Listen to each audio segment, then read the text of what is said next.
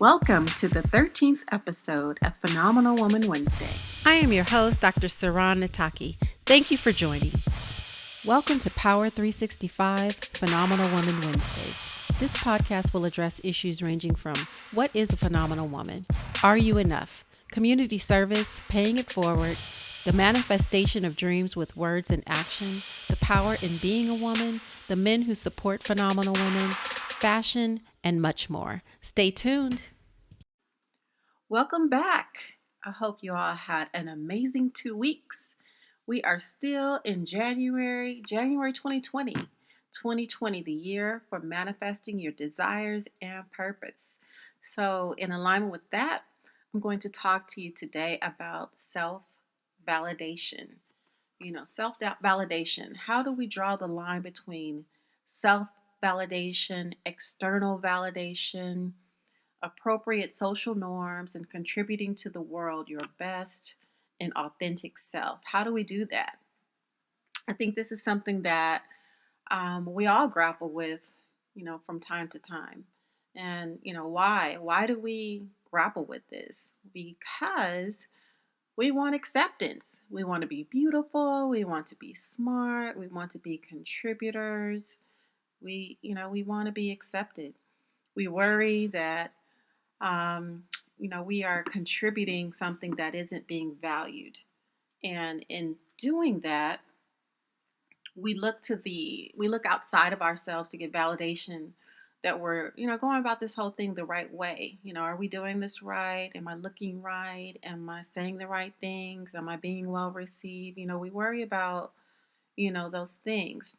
There are times when, some of that might be appropriate. Like, for example, perhaps you might go to to your board members when, you're making a big decision. And by board members, I mean that tight, trusted team of people you keep in your personal arsenal to call upon when needing, to bounce ideas off of someone or weigh, big decisions. You might also need to, check in to make certain that you aren't intentionally or unintentionally hurting the feelings of a friend in a way that isn't constructive or for their betterment. Sometimes the things we say may rub a little bit, may rub a little raw, but if it's, constructive and for their betterment, maybe, that's what's needed at the time. But if it's not constructive and it's not for their betterment, we want to check in to make sure we're not loose, with our words, and we're speaking with intention. Other than that, seeking external validation can be dangerous for you, and it really can be dangerous for all of us. And, why do I say that? Why do I say that it's dangerous for all of us? I say this because if you don't like you, then what does it matter what, quote unquote, they like? You don't like it. You don't like it. So, I mean, think about that. You seek the external validation, I have been guilty of this as well. So, you seek the external validation from whomever you're seeking it from, and they, they tell you they like, A, and but A doesn't feel quite right to you, but you still do it. Well, now you're walking around, living from a different vantage point, and it's just you're not even you don't even like you don't even like what you're doing. You're doing it because someone else feels it's valuable to do. But if it's not valuable to you, then what does it matter? What does it matter? On the contrary to that, if you like it and love it and it makes you feel good, then you are winning. Also, if we're constantly conforming, looking like everyone else, thinking like everyone else, saying what everyone else is saying, then we stop growing as a culture. We stop contributing to the culture. We're failing mankind by not promoting our own individuality and unique contributions. So what are the major pitfalls and how can we protect ourselves from that? One of the major pitfalls, and I've spoken on this podcast about this before, is social media. Social media, it has it is an amazing platform for positivity and promoting positivity and uplift and sharing information, sharing individuality, sharing your unique contributions and all of that. It's also an amazing platform for validation, but it can also be a pitfall. And the reason it can be a pitfall is because if we are constantly, before we do anything, before we get dressed, before we comb our hair, before we put on makeup, before we're going to, let me see, let me go to social media, let me go to so and so's page, let me see. I mean, there's a such thing as inspiration, but you don't want to become that person. They are themselves, and you should be yourself, and I will be myself, and together we'll be ourselves, and we'll be unique, and we'll be authentic. And so, if you're not able to be yourself, you're really not adding any value. You're just putting a stamp on someone else's mission.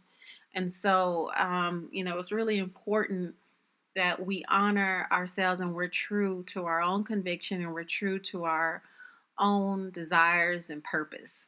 Social media is a great platform, but we have to be careful about how we're using it and what we're using it to do for us. The other thing is self-reflection. Are we taking the time to self-reflect? Every year, if you work in a traditional work environment, you have a performance evaluation. And in that performance evaluation, there are, various metrics by which you're measured to determine whether or not you've been effective on the job, whether you've exceeded expectations or just, met them, or you have areas where you need to improve, etc. And so it's important that we do that for ourselves, that we self-reflect. We take the time to sit back and look across a span of time to determine, hey, not just did we meet goals that we put on our vision boards, did we meet those outcomes, but are we, moving about the world in a way that we feel comfortable, that's authentic for us? Do we like ourselves? We have to be able to self-reflect. And if there's things that, we need to improve upon, or there are areas where you can be better, be honest with yourself, self-reflect. That moves me into acceptance. We have to also accept ourselves. And this kind of goes back to the, using something external to judge whether or not we ourselves are valuable.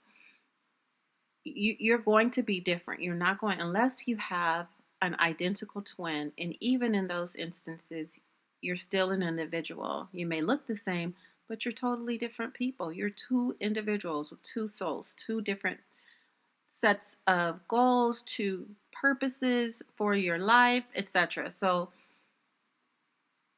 with that, you have to be able to accept the differences that exist within you. You're not going to be able to replicate someone else, look like someone else, be someone, live someone else's life, all of that. Accept yourself. Accept that. First thing to do is accept that you are who you are, and that will put you on the path to loving who you are. The other thing I would say is exposure. Sometimes we, stifle our own growth by lack of exposure. We don't read. We don't expand our wealth of knowledge by taking in different sources of information, a variety of sources of information, not all the same message. It's really important to vary it. It's important to look at, the opposite vantage point.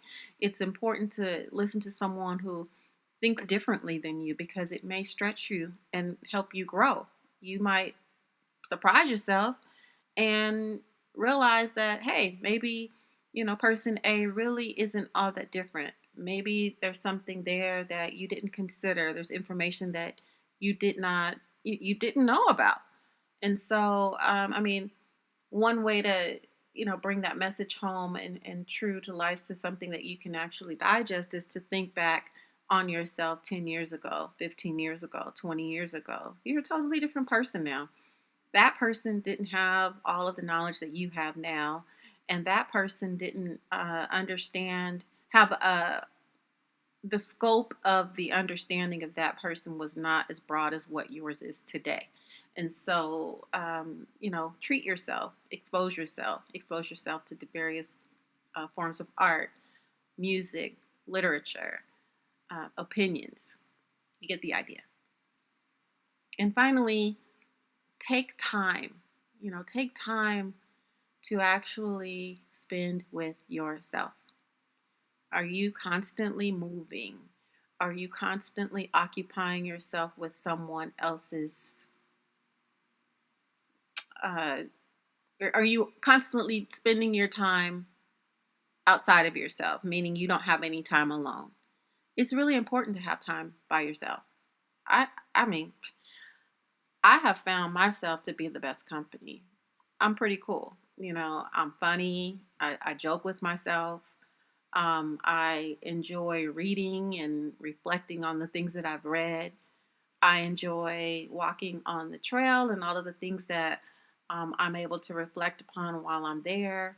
I enjoy watching movies and laugh.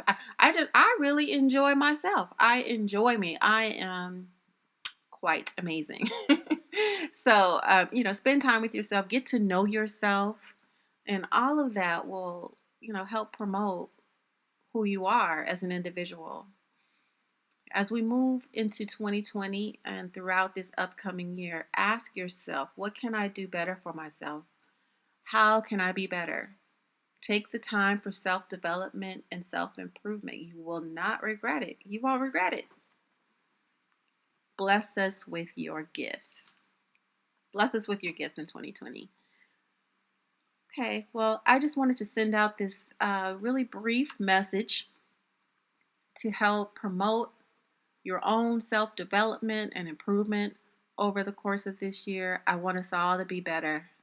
I want us all to be better. I want us all to be individuals. I want to see everyone really, really contributing in a way that is different than any way that you've contributed before. What can you contribute this year that's different than last year? Take care. I'll talk to you next week. Thank you for tuning in to Power 365 Phenomenal Woman Wednesdays. I believe that every woman gifts the universe with her own strengths and unique characteristics. Simply because she is born, the universe benefits. Every woman is growing, learning, and evolving. On this channel, only positive seeds are sown, no matter how flawed the soil. Take care and have a phenomenal Wednesday.